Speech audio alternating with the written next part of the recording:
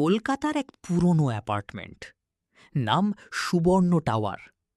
বাইরে থেকে দেখলে একেবারে সাধারণ, কিন্তু ভেতরে লুকিয়ে আছে এক ভয়ঙ্কর রহস্য। এই বিল্ডিংয়ে 12টা তলা থাকার কথা, কিন্তু লিফটে একটা অতিরিক্ত বোতাম আছে, 13।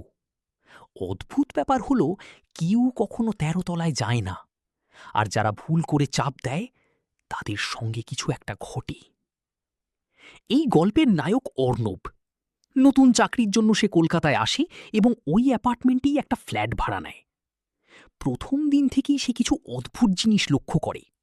রাতে লিফট নিজে থেকেই চলতে থাকে, কেউ না থাকলেও দরজা খুলে যায়। একদিন সে দারোয়ানকে জিজ্ঞেস করল, কাকা, এই 13 তলার ব্যাপারটা কি? দারোয়ান একটু থেমে বলল, বাবু, ওই বোতামটা কখনো চাপবেন না, ভালো হবে না। অর্ণব হেসে উড়িয়ে দিল, এগুলো তো শুধু গুজব।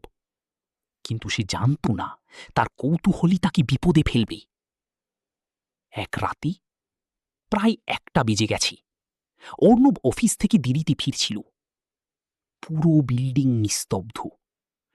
ধীরে ধীরে তার দিকে আসছে, অন্ধকার থেকে বেরিয়ে এলো একটা ছায়া, একজন মহিলার মতো দেখতে, কিন্তু তার মুখটা পুরো পোড়া, চোখ দুটো ফাঁকা। সে ধীরে ধীরে অর্ণবের দিকে এগিয়ে এলো আর ফিস ফিস করে বলল, তুই কেন এলি এখানে? অর্ণব চিৎকার করে উঠল, আমাকে যেতে দাও। কিন্তু ছায়াটা হাসল, একটা ভয়ঙ্কর ঠান্ডা হাসি। অর্ণব সব শক্তি দিয়ে লিফটের বোতাম চাপতে লাগল। হঠাৎ করে দরজা বন্ধ হয়ে গেল, লিফট দ্রুত নিচে নামতে লাগল। কিছুক্ষণ পর ডিং, লিফট আবার খুলল। এবার সে তার নিজের তলায় ফিরে এসেছে। সবকিছু যেন স্বাভাবিক, কিন্তু সে জানত এটা স্বাভাবিক নয়। পরের দিন সকালে সে দারোয়ানকে সব বলল,